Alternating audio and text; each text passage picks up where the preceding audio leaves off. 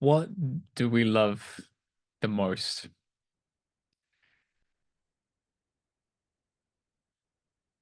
If we didn't have awareness, if we didn't have consciousness, that which experiences ourself, would we have any experience of anything?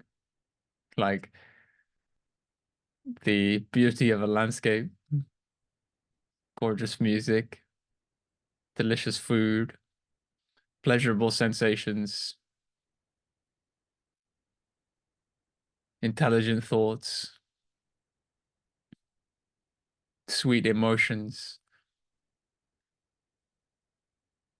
Without awareness, without consciousness, none of these forms of experience would exist.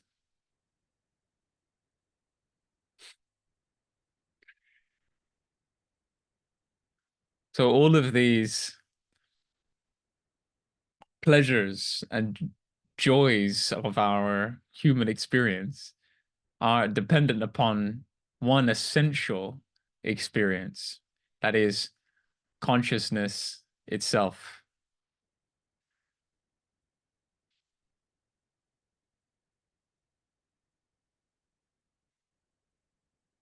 So consciousness is that essential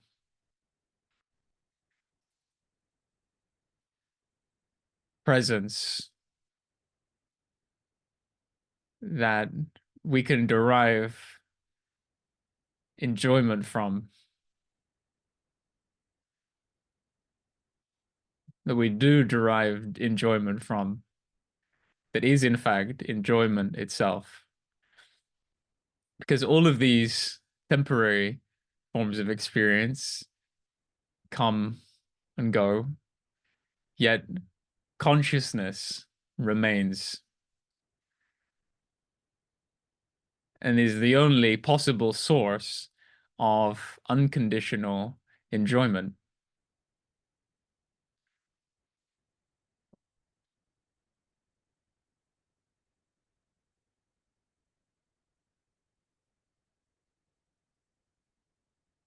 So we love that which can give us unconditional enjoyment.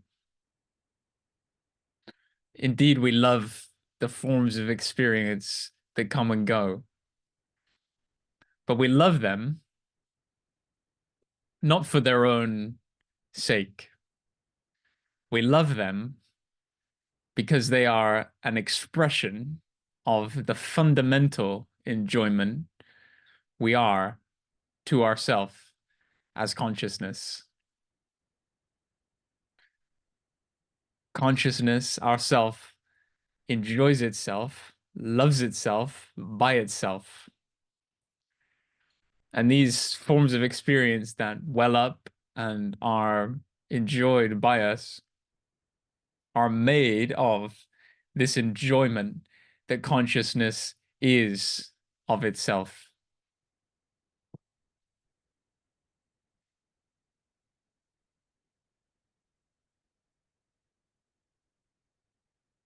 We love ourself, not in a egocentric, narcissistic way, because in the pure experience of consciousness, being conscious of itself, enjoying itself, there is only itself without reference to any personal, egoic characteristic. There is just pure consciousness, the ultimate enjoyment.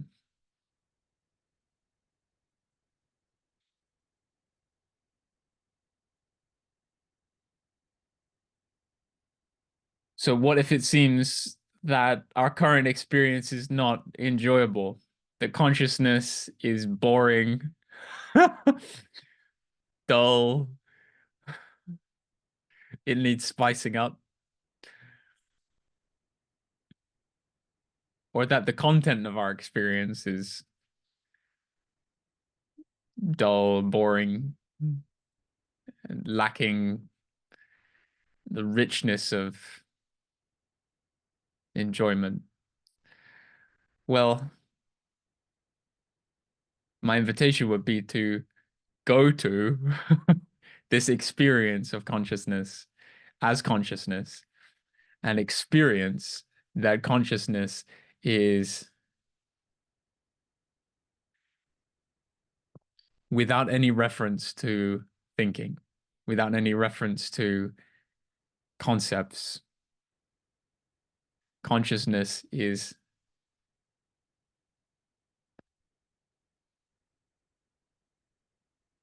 simply conscious. And in that consciousness, simply being conscious, consciousness is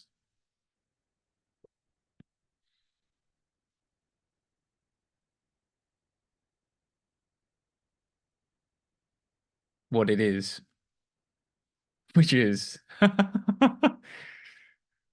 conscious, present, and devoid of any conceptual label, devoid of any belief about itself. And so consciousness's experience of itself is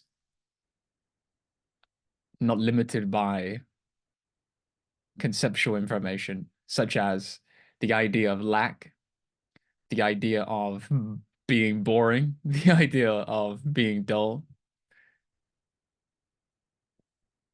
depressed, problematic.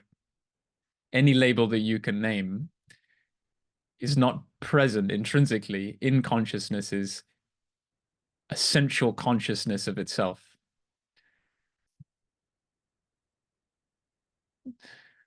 So consciousness is essentially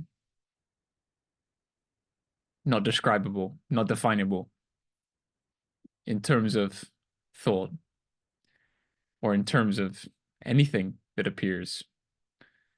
Because all thoughts and things that appear are subsequent to the already here presence of consciousness.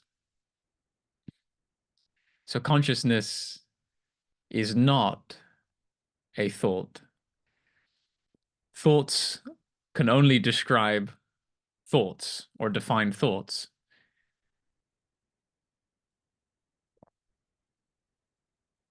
If we look at a dictionary is a representation of the activity of the mind, which is definitions defining definitions.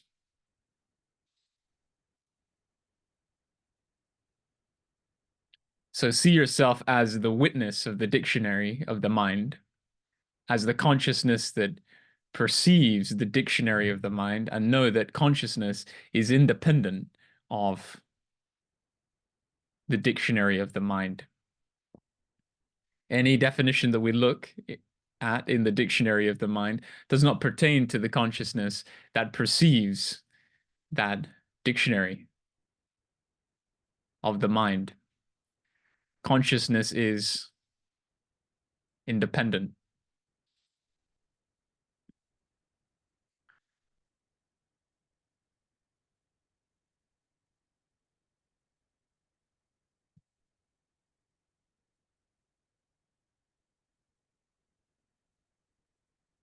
So if we ask ourselves, this consciousness, what is your experience of yourself? What are you really?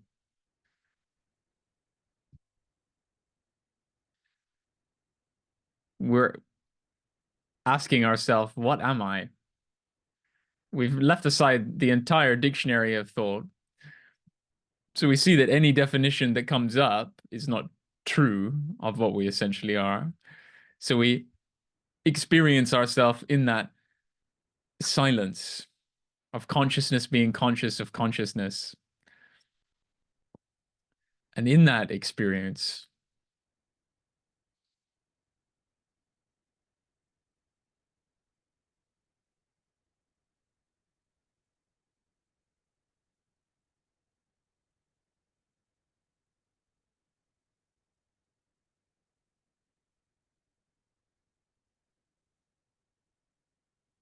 There is no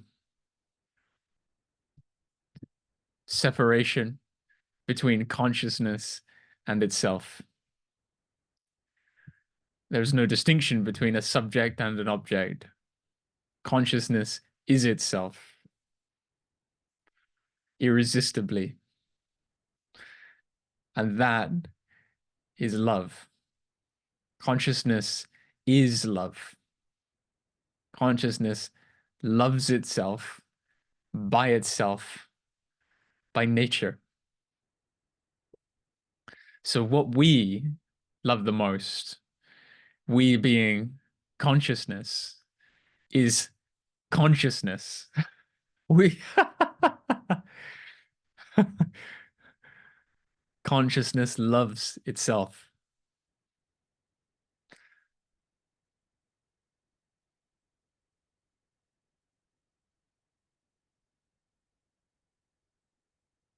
That is what we essentially love. And if we ask ourselves, then, as this pure love of consciousness,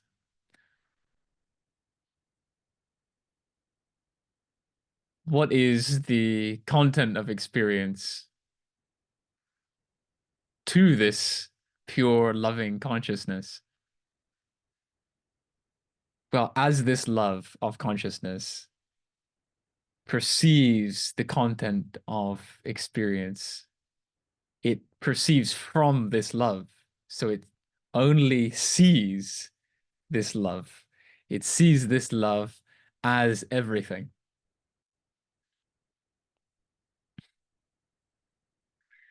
And being that love is intrinsically enjoyable, we all love love. We all enjoy love. The content of experience is intrinsically enjoyable. And I can hear an objection that may come to suggest that physical pain or physical discomfort cannot be made of enjoyment or love because there is a resistance there. I'm not suggesting that the resistance to physical pain from within the nervous system and the brain is wrong or shouldn't be there. Rather, I'm pointing to the substance of that entire experience is love and enjoyment.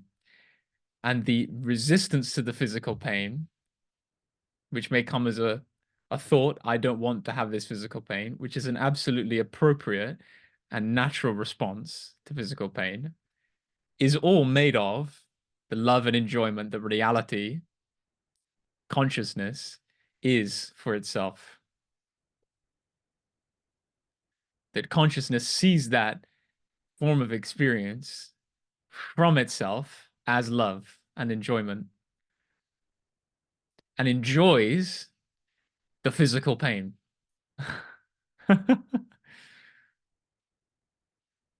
Usually, we superimpose unnecessary psychological suffering onto physical pain that takes the form of worry, stress, anxiety, that intensifies the appearance of the physical pain. But if we were to remove that by understanding that the one that's worried, anxious,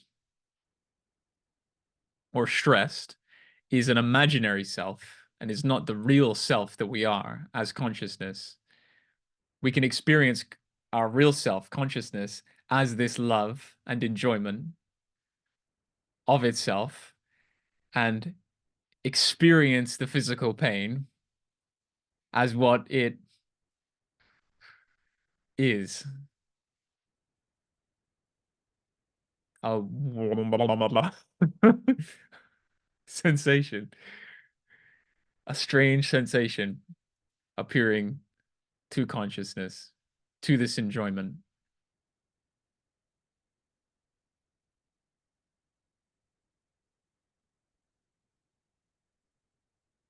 And of course, the thought may arise, hey, I should probably go see a doctor. And that thought is totally in line with love. We love the body. It is seen from this love that consciousness is for itself. And so the body is imbued with this love. So we take care of the body by alleviating physical pain. Since physical pain is a sign of an issue to deal with in the body. So we notice the signal, and out of our love for what appears to us, what appears within us, what is made of us as consciousness, we take care of the issue.